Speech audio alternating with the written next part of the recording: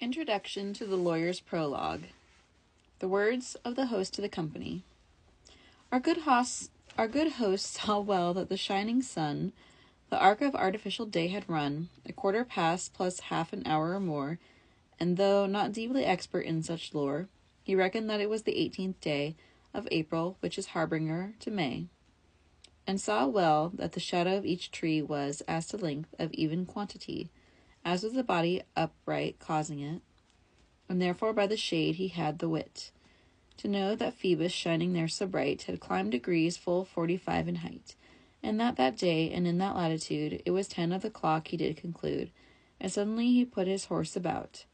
Masters, quoth he, I warn all of this rout, a quarter of this present day is gone, now for the love of God and of St. John, lose no more time or little as you may. Masters, the time is wasting night and day, and steals away from us, what with our sleeping, and with our sloth, when we awake our keeping, as is the stream that never turns again, descending from the mountain to the plain.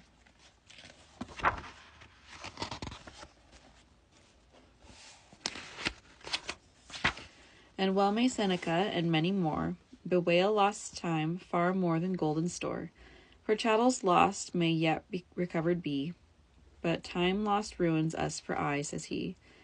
It will not come again, once it has fled, not any more than will Mag's maidenhead.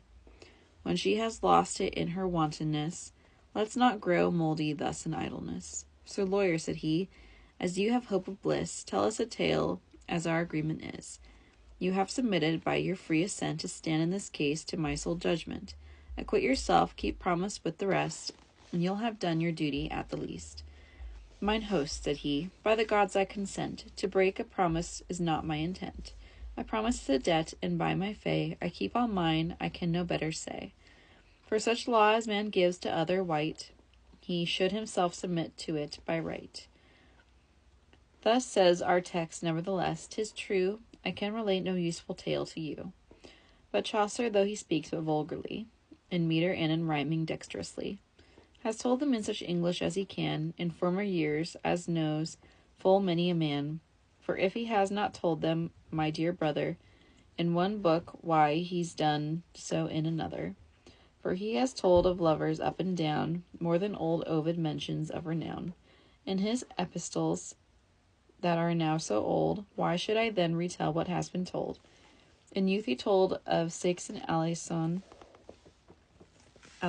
Alcyone, and has since then spoken of every one. Of noble wives and lovers did he speak, and whoso will that weighty volume seek, called Legend of Good Women, need not chide, there may be ever seen the large wounds wide. Of Lucrece, Babylonian Thisbe, Didos for false Aeneas when fled he,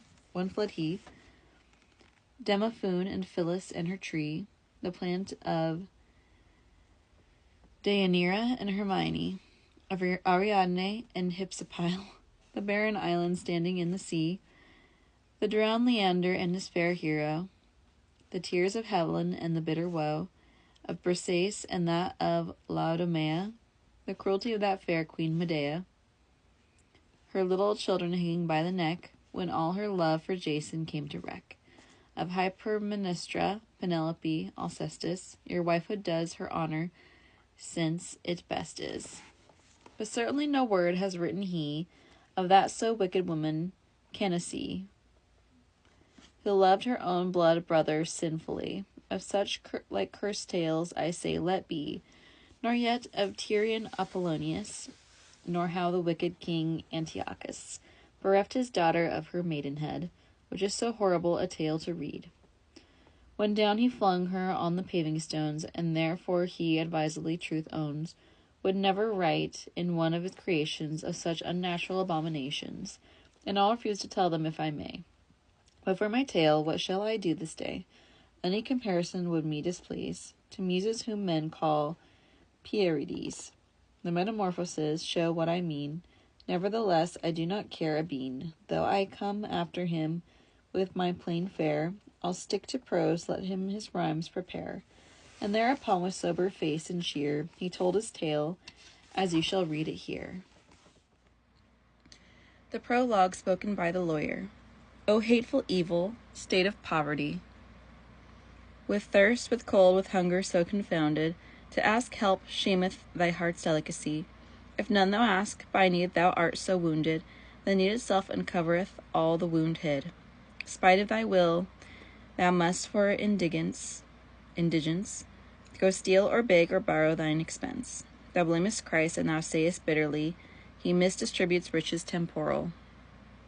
Thy neighbor dost thou censure sinfully, saying thou hast too little and he hath all. My faith, sayest thou, some time the reckoning shall come on him when his tail shall burn for greed, not having helped the needy in their need. Hear now what is the judgment of the wise, better to die than live in indigence. Thy very pauper neighbors thee despise. If thou be poor, farewell thy reverence. Still of the wise man take this full sentence. The days of the afflicted are all sin. Beware therefore that thou come not therein. If thou be poor, thy brother hateth thee, and all thy friends will flee from thee. Alas, O wealthy merchants, full of weal ye be. O noble prudent folk in happier case, your dice box doth not tumble out amsace, but with sisson ye throw against your chance, and so at Christmas merrily may ye dance. Ye search all land and sea for your winnings, and as wise folk ye knew well the estate of all realms. Ye are sires of happenings, and tales of peace and tales of war's debate. But I were now of tales all desolate. Wert not a merchant gone this many a year, taught me the story which you now shall hear. The lawyer here begins his tale. In Syria once there dwelt a company of traders rich, all sober men and true, that far abroad did send their spicery, and cloth of gold and satins rich in hue. Their wares were also excellent and new, that every one was eager to exchange with them, and sell their divers things and strange.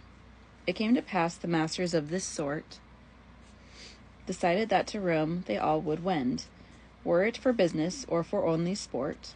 No other message would they thither send, but went themselves to Rome. This is the end. And there they found an inn and took their rest, as seemed to their advantage suited best.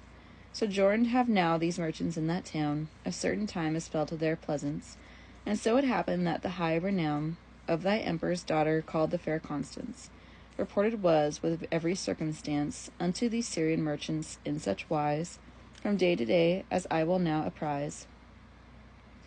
This was the common voice of every man, our Emperor of Rome, God save and see.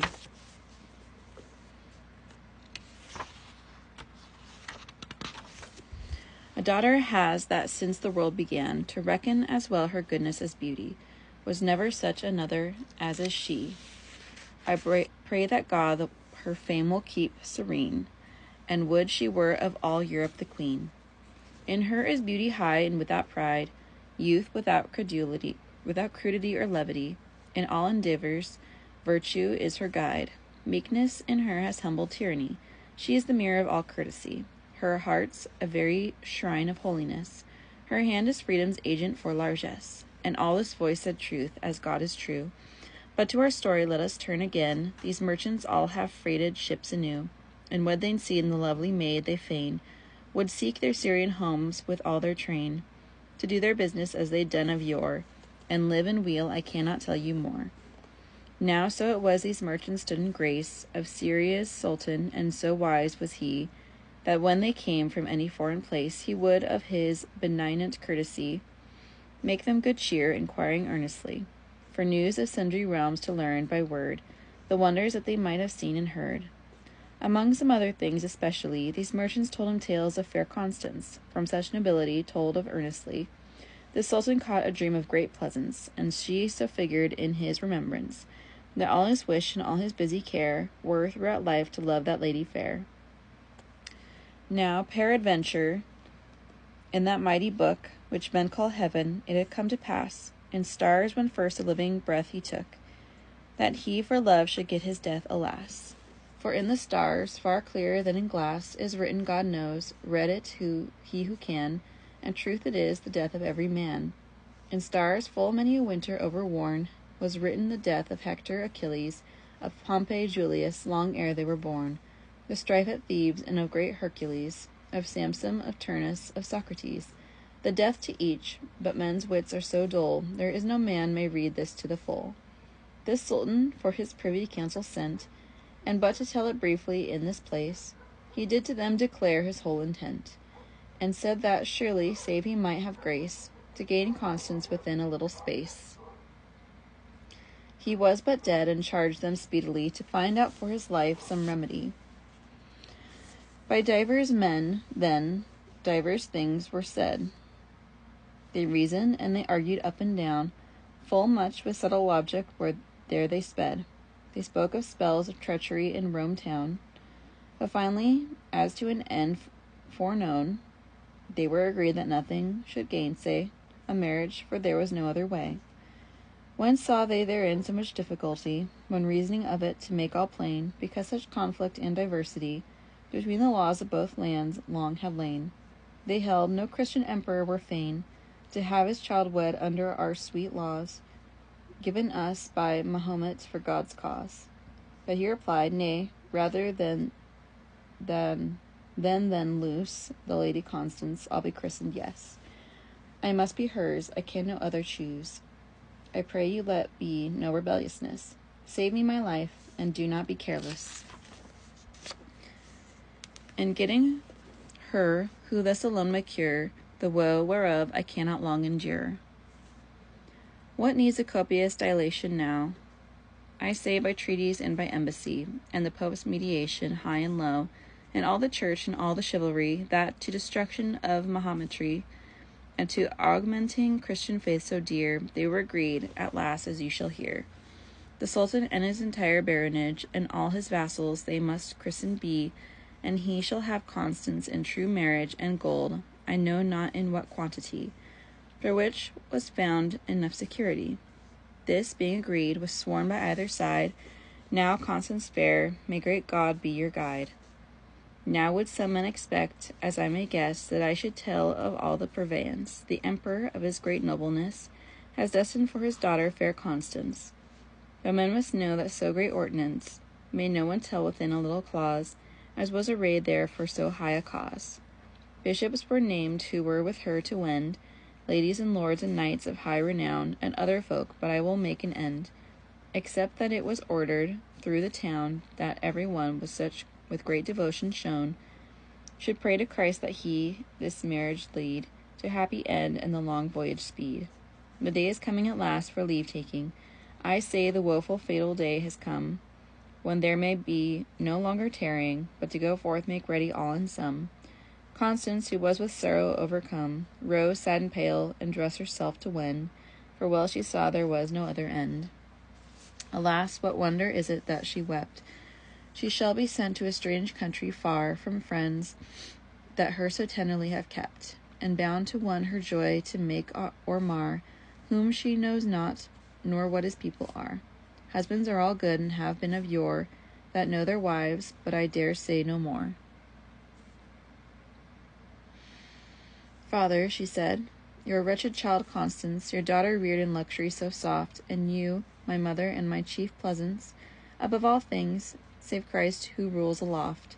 Constance, your child, would be remembered oft within your prayers, for I go to Syria go, nor shall I ever see you more, ah no. Unto the land of Barbary my fate compels me now, because it is your will, but Christ who died to save our sad estate, so give me grace, his mandates I'll fulfill. I, wretched woman, though I die, 'tis nil. Women are born to slave and to repent, and to be subject to man's government. I think at Troy, when Pyrrhus broke the wall, when Ilium burned, when Thebes fell, that city, at Rome for all the harm from Hannibal, who vanquished Roman armies in campaigns 3, I think was heard no weeping for pity. As in the chamber at her leave-taking, yet go she must whether she weep or sing. O primal moving, cruel firmament, with thy diurnal pressure that doth sway, and hurl all things from east to occident, which otherwise would hold another way, thy pressure set the heavens in such array, at the beginning of this wild voyage, that cruel Mars hath murdered this marriage, unfortunate ascendant tortuous, at which the Lord has helpless fallen, alas. Out of his angle to the darkest house, O Mars, O Atazir, in present case. O feeble moon, unhappy is thy pace. Thou'rt in conjunction, thou art in conjunction, where thou art not received, and where thou shouldst go, thou hast not achieved. Imprudent emperor of Rome, alas, was no philosopher in all thy town.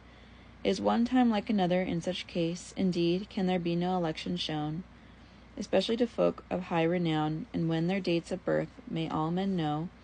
Alas, we are too ignorant or too slow. To ship is brought this fair and wilful maid, full decorously with every circumstance. Now Jesus Christ be with you all, she said, and there's no more, save farewell, fair Constance. She strove to keep a cheerful countenance, and forth I let her sail in this manner, and turn again to matters far from her. The mother of the Sultan, well of vices, has heard the news of her son's full intent, how he will leave the ancient sacrifices, and she at once for her own counsel sent. And so they came to learn what thing she meant, and when they were assembled, each compeer, she took her seat, and spoke as you shall hear. My lord, said she, you know well, every man, my son intends to forego and forget the holy precepts of our Al-Quran, given by God's own prophet, Muhammad. But I will make one vow to great God yet, the life shall rather from my body start than Islam's laws out of my faithful heart. What should we get from taking this new creed, but thraldom for our bodies and penance, and afterward be drawn to hell indeed, for thus denying our faith's inheritance? But lords, if you will give your sustenance, and join me for the wisdom I've in store, I swear to save us all for evermore. They swore, and they assented every man, to live by her and die, and by her stand, and each of them in what best wise he can, shall gather friends and followers into band, and she shall take the enterprise in hand, the form of which I soon will you apprise, and to them all she spoke then in this wise. We will first feign the Christian faith to take, cold water will not harm us from the right, and I will such a feast and revel make, as will I trust to lull be requisite. For though his wife be christened ever so white, she shall have need to wash away the red, though full font of water be there sped. O Sultana, root of iniquity, virago, you Semiramis second. O serpent hid in femininity, just as the serpent deep in hell is bound. O pseudo-woman, all that may confound virtue and innocence through your malice, is bred in you, the nest of every vice. O Satan envious, since that same day, when thou wert banished from our heritage, well knowest thou, unto women thine old way, thou madest Eve bring us into long bondage.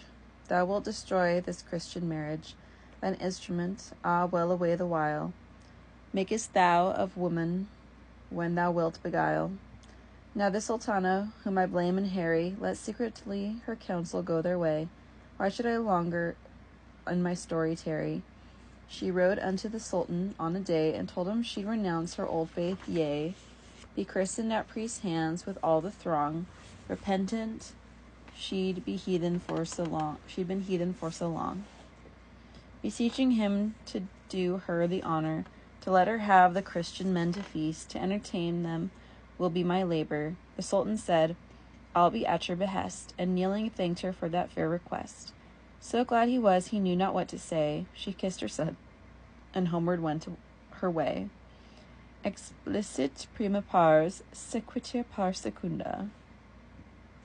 Arrived now are these Christian folk at land, in Syria with a great stately rout, and hastily this Sultan gave command, first to his mother and all the realm about, saying his wife was come beyond a doubt, and prayed her that she ride to meet the queen, that all due honor might be shown and seen.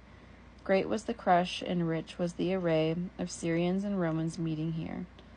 The mother of the Sultan, rich and gay, received her open-armed with smiling cheer, as any mother might a daughter dear, and to the nearest city with the bride, at gentle pace right festively they ride. I think the triumph of great Julius, whereof old Lucan make so long a boast, was not more royal nor more curious than was the assembling of this happy host. But this same scorpion, this wicked ghost, the old Sultana, for all her flattering, chose in that sign full mortally to sting. The Sultan came himself soon after this, so regally 'twere wonderful to tell, and welcomed her into all joy and bliss, and thus in such delight I let them dwell. The fruit of all is what I now shall tell. When came the time, men thought it for the best. Their revels ceased, and got them home to rest. The time came when this old sultana there has ordered up the feast of which I told, whereto the Christian folk did then prepare. Company together, young and old, there men might feast and royalty behold, with dainties more than I can e'en surmise, but all too dear they bought it ere they rise. O sudden woe that ever will succeed on worldly bliss infused with bitterness, that ends the joy of earthly toil indeed. Woe holds at last the place of our gladness. Hear now this counsel for your certainness. Upon your most glad day bear them in mind, the unknown harm and woe that come behind. For but to tell you briefly in one word, as Sultan and the Christians every one were all hewed down and thrust through at the board, save the fair Lady Constance, she alone. This old sultana, this cursed crone, has with her followers done this wicked deed, for she herself would all the nation lead. There was no Syrian that had been converted, being of the Sultan's counsel resolute, but was struck down ere from the board he'd started. And Constance have they taken now hot foot, and on a ship of rudder destitute they her have placed, bidding her learn to sail from Syria to Italy, or fail. A certain treasure that she'd brought they add, and truth to tell, of food great quantity they have her given, and clothing too she had, and forth she sails upon the wide salt sea. O Constance mine, full of benignity! O Emperor's young daughter from afar, he that is Lord of fortune be your star. She crossed herself, and in a pious voice unto the cross of Jesus thus said she, O bright, O blessed altar of my choice, red with the Lamb's blood, full of all pity, that washed the world from old iniquity, me from the friend and from his claws, O keep that day when I shall drown within the deep. Victorious tree, protection of the true, the only thing that worthy was to bear the King of heaven with his wounds so new. The white lamb, who was pierced through with the spear, driver of devils out of him and her, who on thine arms do lay themselves in faith, keep me and give me grace before my death. For years and days drifted this maiden pure, through all the seas of Greece into the strait of dark Gibraltar did she adventure. On many a sorry meal now may she bait, upon her death full often may she wait, before the wild waves and the winds shall drive her vessel where it shall some day arrive. Men might well ask, but why was she not slain? And at that feast, who could her body save? And I reply to that demand again. Who saved young Daniel in the dreadful cave, where every other man, master and knave, was killed by lions ere he might upstart? No one save God, whom he bore in his heart. God willed to show this wondrous miracle through her, that we should see his mighty works, and Christ who every evil can dispel by certain means as oft as know all clerks, do that whereof the end of darkness lurks. For man's poor wit, which of its ignorance cannot conceive his careful purveyance.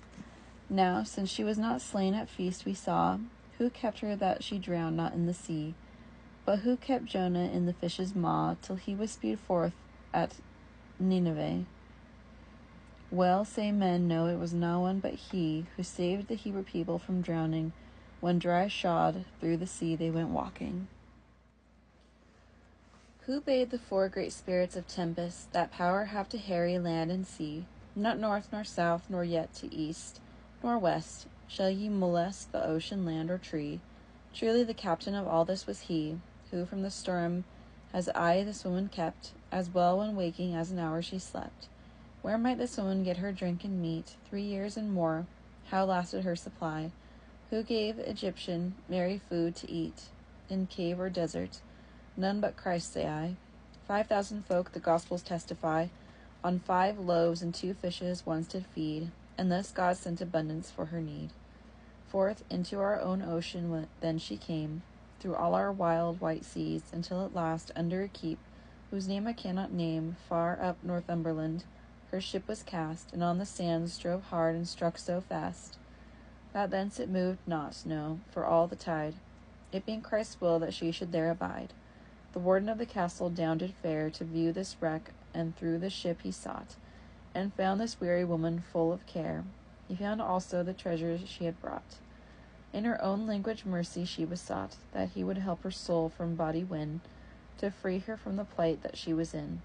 A kind of bastard Latin did she speak, but nevertheless these folk could understand.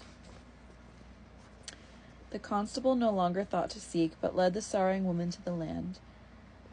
There she knelt down and thanked God on the sand, but who or what she was she would not say, for threat or promise though she died that day. She said she'd been bewildered by the sea, and had lost recollection by her truth.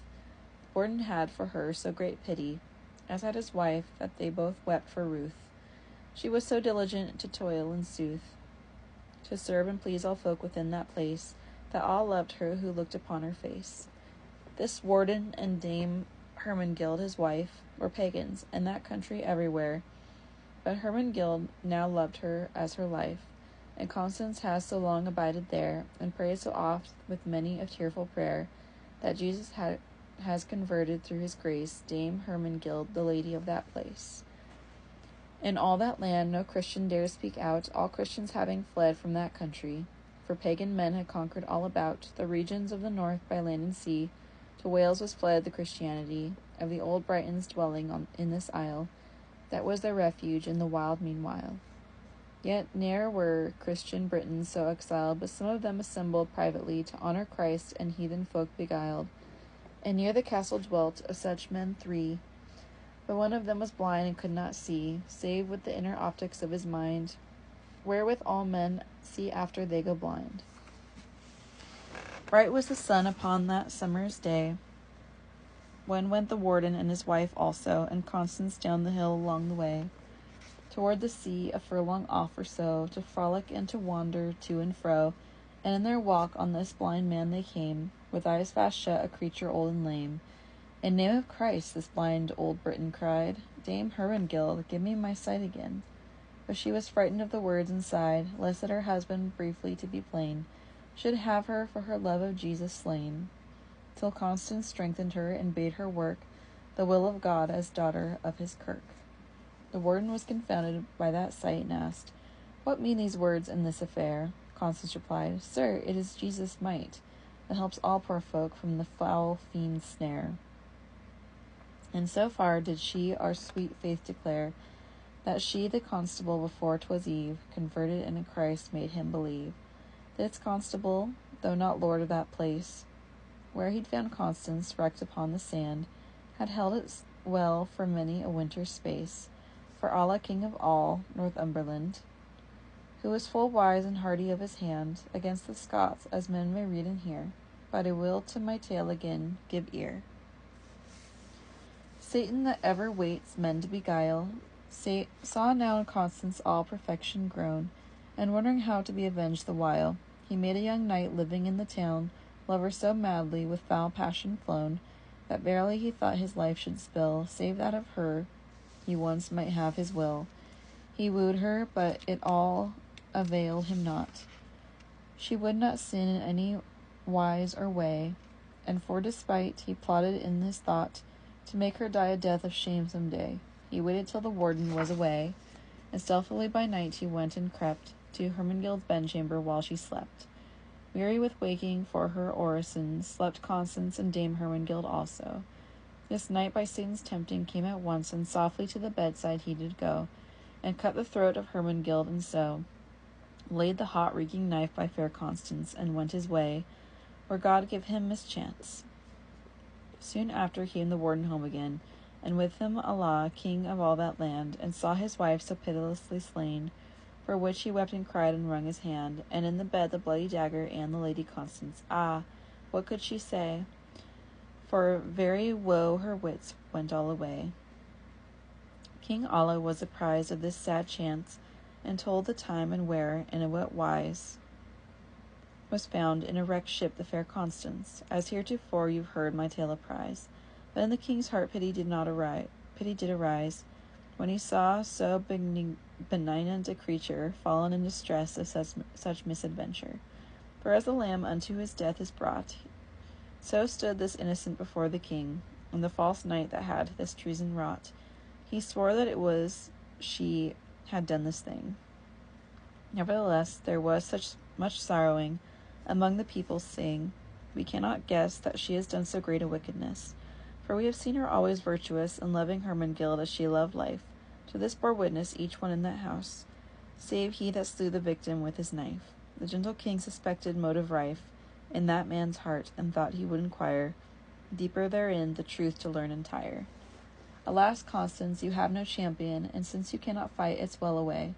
But he who died for us the cross upon, and Satan bound, who lies yet where he lay, so be your doughty champion this day.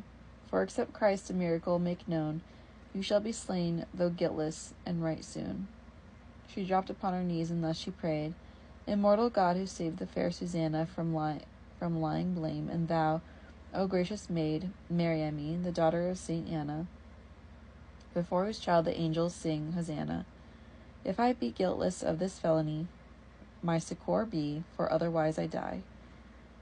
Have you not sometimes seen a pallid face among the crowd of one that's being led toward his death, one who had got no grace, and such a pallor on his face was spread, all men must mark it, full of horrid dread, among the other faces in the rout. So stood fair Constance there and looked about. O queens that live in all prosperity, duchesses and you ladies every one, have pity now on her adversity. An emperor's young daughter stands alone. She has no one to whom to make her moan. O royal blood that stands there in such dread, far are your friends away in your great need. This King Allah has such compassion shown, since gentle heart is full of all pity, that from his 2 eyes ran the tears right down. Now hastily go fetch a book, quoth he, and at this night will swear that it was she who slew the woman. Then will we make clear the judge we shall appoint the case to hear. A book of gospels writ in British tongue was brought, and on this book he swore anon her guilt. But then the people all among a clenched hand smote him on the shoulder bone, and down he fell, as stunned as by a stone, and both his eyes burst forth out of his face in sight of everybody in that place. A voice was heard by all that audience, saying, You have here slandered the guiltless daughter of Holy Church in high presence. Thus have you done, and further I'll not press. Whereat were all the folk aghast, no less. As men amazed they stand there, every one, for dread of vengeance, save Constance alone. Great was the fear, and too the repentance, of those that held a wrong suspicion there, against this simple innocent Constance, and by this miracle so wondrous fair, and by her mediation and her prayer, the king, with many another in that place, was there converted, thanks to Christ his grace. This lying knight was slain for his untruth, by sentence of King Allah hastily. Yet Constance had upon his death great ruth, and after this Jesus of his mercy caused Allah take in marriage solemnly this holy maiden so bright and serene, and thus has Christ made fair Constance a queen. But who was sad, if I am not to lie, at this but Lady Donegild, she who was the king's mother, full of tyranny. She thought her wicked heart must burst in two. She would he'd never thought this thing to do, and so she hugged her anger that he'd take so strange a wife as this creature must make. Neither with chaff nor straw it pleases me to make a long tale here, but with the corn. Why should I tell of all the royalty at that wedding, of who went first well born, of who blew out a trumpet or a horn? The fruit of every tale is but to say, they eat and drink and dance and sing and play. They went to bed as was but just and right, for though some wives are pure in saintly things, they must endure in patience in the night such necessaries as make pleasurings to men whom they have wedded well with rings, and lay their holiness a while aside. There may no better destiny betide. On her he got a man-child right anon, and to a bishop and the warden eke he gave his wife to guard while he was gone to Scotland there his enemies to seek. Now Constance, who is humble is, and meek, so long has gone with child that, hushed and still, she keeps her chamber waiting on Christ's will. The time was come, a baby boy she bore, Meridius they did name him at the font. This constable sent forth a messenger, and wrote unto King Allah at the front of all this glad event a full account. In other pressing matters did he say, he took the letter and went on his way. This messenger, to forward his own ends, to the king's mother rode with swiftest speed, humbly saluting her as down he bends. Madam, quoth he, be joyful now indeed. To God 100,000 thanks proceed. The queen has borne a child beyond all doubt, to joy and bliss of all this land about. Lo, here are letters sealed that say this thing, which I must bear with all the speed I may. If you will send aught to your son the king, I am your humble servant night and day. Donegild answered, as for this time, nay. But here tonight I'd have you take your rest. Tomorrow I will say what I think best. This messenger drank deep of ale and wine, and stolen were his letters stealthily out of his box, while slept he like a swine, and counterfeited was, right cleverly, another letter wrought full sinfully, unto the king of this event so near, all from the constable, as you shall hear. The letter said, the queen delivered, was of such a fiendish horrible creature, that in the castle none so hardy as durst for a lengthy time there to endure. The mother was an elf or fairy sure, come there by chance of charm or sorcery, and all good men hated her company. Sad was the king when this letter he'd seen, but to no man he told his sorrows sore, but with his own hand he wrote back again, welcome what's sent from Christ for evermore, to me who now am learned in his lore. Lord, welcome be thy wish, though hidden still. My own desire is but to do thy will. Guard well this child, though foul it be or fair, and guard my wife until my homecoming. Christ, when he wills it, may send me an heir, more consonant than this with my liking. This letter sealed and inwardly weeping. To the same messenger 'twas taken soon, and forth he went, there's no more to be done. O messenger possessed of drunkenness, strong as your breath, your limbs do falter aye, and you betray all secrets great and less. Your mind is gone, you jangle like a jay, your face is modelled in a new array. Where drunkenness can reign in any rout, there is no counsel kept beyond a doubt. O Donegild, there is no English mind fit for your malice and your tyranny, therefore you to the fiend I do resign. Let him go right of your foul treachery. Fie, mannish women! Nay, by God I lie. Fie, fiendish spirit, for I dare will tell, though you walk here, your spirit is in hell. This messenger came from the king again, and at the king's old mother's court did light, and she was of this messenger full fain to please him in whatever way she might. He drank until his girdle was too tight, he slept and snored and mumbled drunken wise, all night until the sun began to rise. Again were his letters stolen every one, and others counterfeited.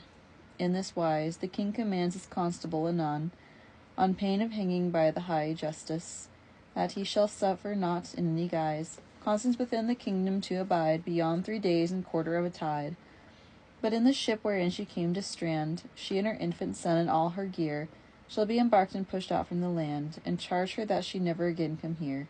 O Constance mine, well might your spirit fear, and sleeping in your dream have great grievance, when Donegild arranged this ordinance.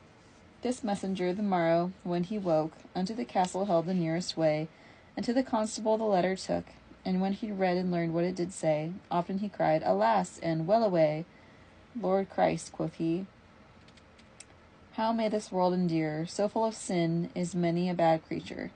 O mighty God, and is then thy will, since thou art righteous judge, how can it be that innocents may suffer so much ill, and wicked folk reign in prosperity? O good Constance, alas, ah, woe is me, that I must be your torturer or die a shameful death. There is no other way. Whipped both the young and old of all that place, because the king this cursed letter sent, and Constance with a deathly pallid face. Upon the 4th day to the ship she went. Nevertheless she took as good intent the will of Christ, and kneeling on the strand she said, Lord, always welcome thy command. He that did keep me from all lying blame, the while I lived among you, sun and snow, he can still guard me from all harm and shame upon salt seas, albeit I see not how. As strong as ever he was, so is he now. In him I trust, and in his mother dear. He is my sail, the star by which I steer. Her little child lay crying in her arm, and kneeling piteously to him she said, Peace, little son, I will do you no harm. With that the kerchief took she from her braid, and binding across his eyes, she laid again her arm about, and lulled him fast asleep, and then to heaven her eyes upcast. Mother, she said, O thou bright maid, Mary, true it is, True is it that, though woman's incitement, mankind was banished and is doomed to die, for which thy Son upon the cross was rent. Thy blessed eyes saw all of his torment, wherefore there's no comparison between thy woe and any woe of man, though keen. Thou sawest them slay thy Son before thine eyes, and yet lives now my little child, I say. O Lady bright, to whom affliction cries, thou glory of womanhood, O thou fair May, haven of refuge, bright star of the day, pity my child, who of thy gentleness hast pity on mankind in all distress. Haven of refuge, bright star of the day, pity my child, who of thy gentleness hast pity on mankind in all distress. O little child, alas, what is your guilt, who never wrought the smallest sin? Ah me, why will your too hard father have you killed? Have mercy, O dear constable, cried she, and let my little child bide safe from sea. And if you dare not save him, lest thy blame, then kiss him once in his dear father's name. Therewith she gazed long backwards at the land, and said, Farewell, my husband merciless. And up she rose and walked right down the strand toward the ship, followed her all the press.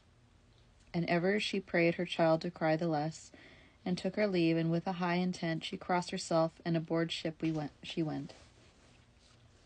Victualled had been the ship, 'tis true, indeed, abundantly for her, and for long space, of many other things that she should need. She had great plenty, thanks be to God's grace. Through wind and weather may God find her place, and bring her home, I can no better say. But out to sea she stood upon her way. Explicit secunda pars, sequitur pars tertia.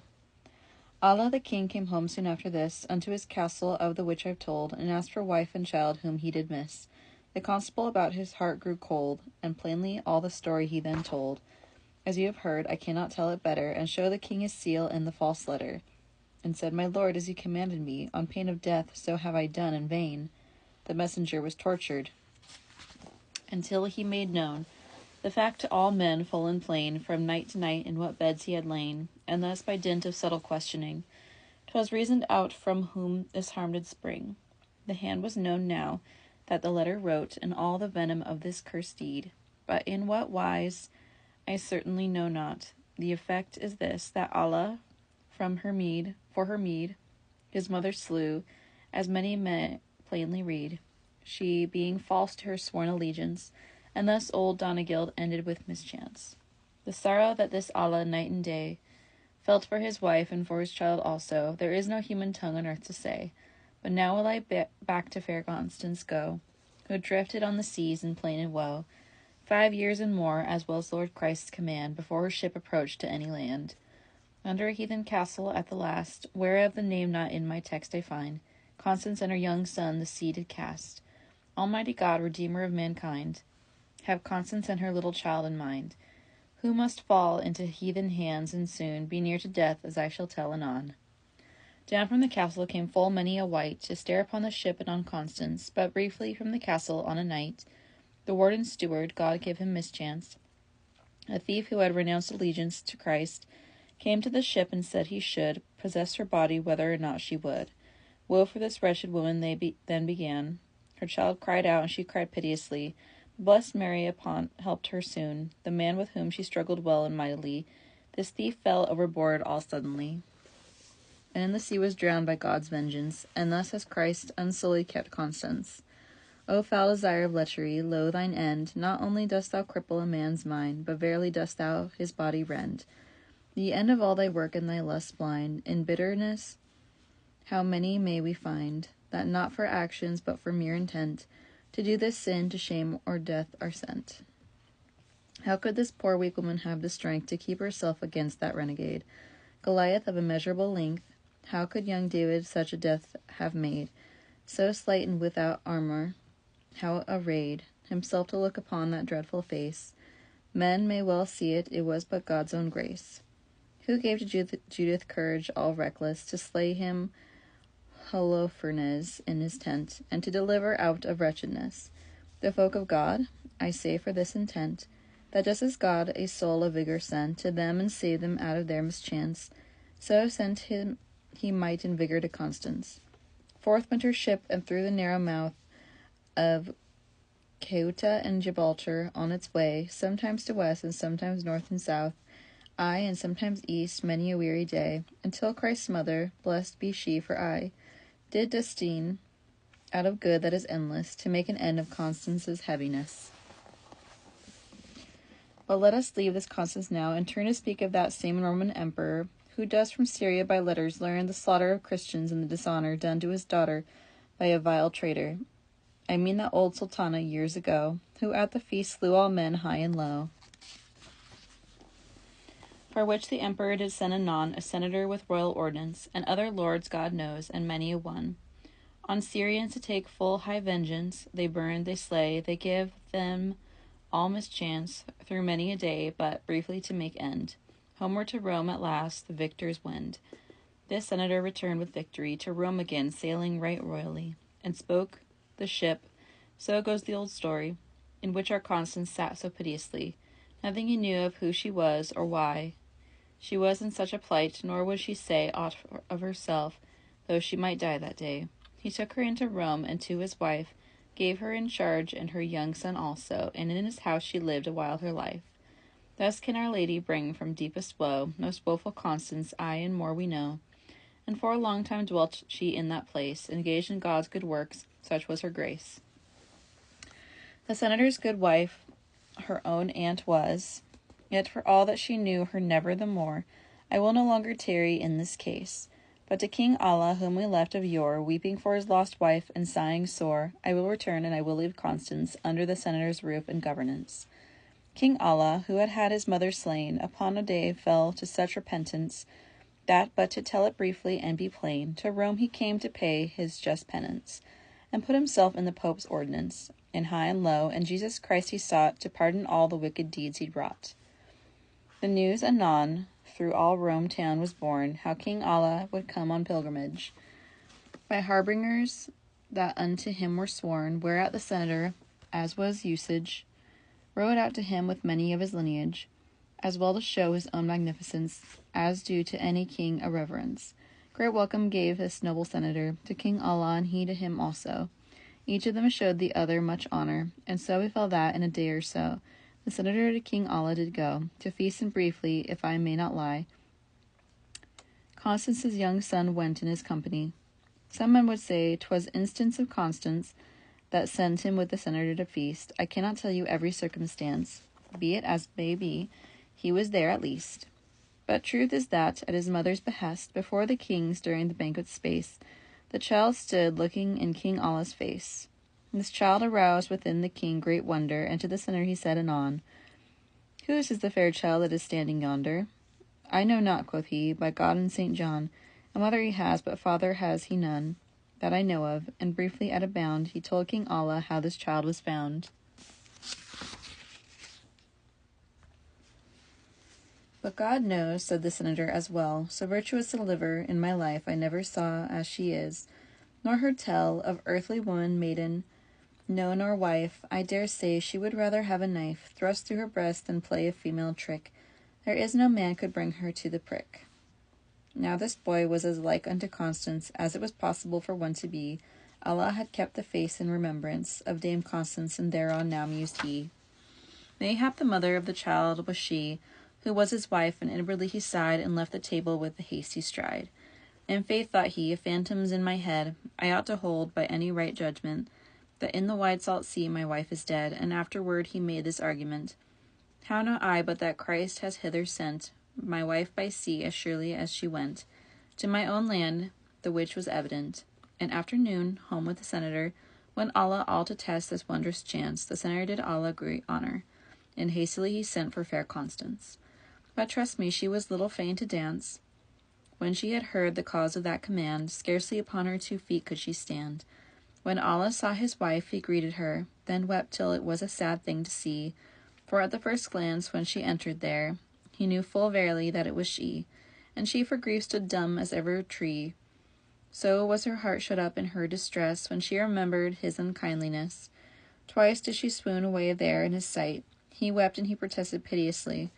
Now God, quoth he, and all his angels bright, so truly on my spirit have mercy, as of your ills all innocent am I, as I Maurice my son, so like your face. or may the foul fiend take me from this place. Long was the sobbing and the bitter pain, before their woeful hearts could find surcease. Great was the pity to hear them complain, whereof their sorrows surely did increase. I pray you all my labor to release. I cannot tell their grief until tomorrow, I am so weary speaking long of sorrow. But truth being known and all doubt now dismissed, and Allah proven guiltless of her woe, I think 100 times they must have kissed, and such great bliss there was between the two, that saved the joy that never more shall go. There was not like it, present time or past, nor shall be ever, while the world shall last. Then prayed she of her husband all meekly, as for her pain a splendid anodyne, that he would pray her father especially, that of his majesty he would incline, and that some day would come with him to dine. She prayed him also he should in no way unto her father one word of her say.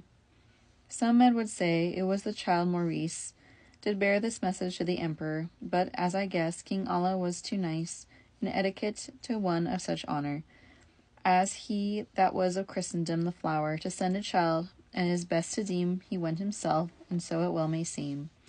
This emperor has granted graciously to come to dinner, as he's been besought, and well I think he pondered busily upon the child and on his daughter thought. Allah went to his inn, and, as he ought, made ready for the feast in every wise, as far as his experience could devise. The morrow came, and Allah rose to dress, and to his wife the emperor to meet, and forth they rode in joy and happiness. And when she saw her father in the street,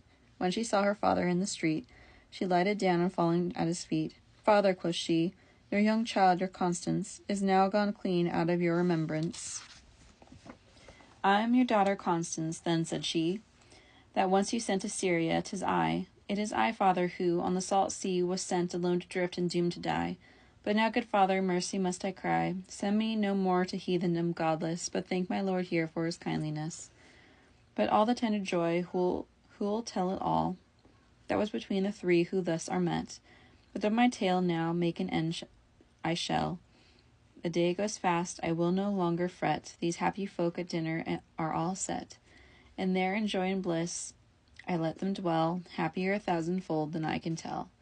This child Maurice was, since then, emperor, made by the Pope, and lived right Christianly. Unto Christ's church he did a great honor, but I let all his story pass by me. Of Constance is my tale especially. In ancient Roman stories men may find the life of Maurice, I've it not in mine. This King Allah, when came the proper day, with his Constance, his saintly wife so sweet, to England went again by the straight way, where they did live in joy and quiet meet. But little while it lasts us, thus complete, joy of this world, for time will not abide. From day to day it changes as the tide. Who ever lived in such delight one day, that was not stirred therefrom by his conscious desire or anger, or some kindred fray, envy or pride or passion or offence? I say but to one end this sentence, that but a little while in joyous pleasance lasted the bliss of Allah and Constance. For death that takes from high and low his rent, when but a year had passed, as I should guess, out of the world King Allah quickly sent, for whom Constance felt heavy wretchedness. Now let us pray that God his soul will bless. And of Dame Constance finally to say, towards the town of Rome she took her way. To Rome is come this holy one and pure, and finds that all her friends are safe and sound. For now she's done with all her adventure, and when she come there and her father found, down on her 2 knees fell she to the ground, weeping but joyful gave she God her praise, 100,000 times for all his ways. In virtue and with alms and holy deed, they all lived there, nor ever asunder wend, till death does part them, such a life they lead. And fare now well, my tale is at an end, and Jesus Christ, who of his might may send joy after woe, govern us by his grace, and keep us all that now are in this place. Amen. Here ends the lawyer's tale.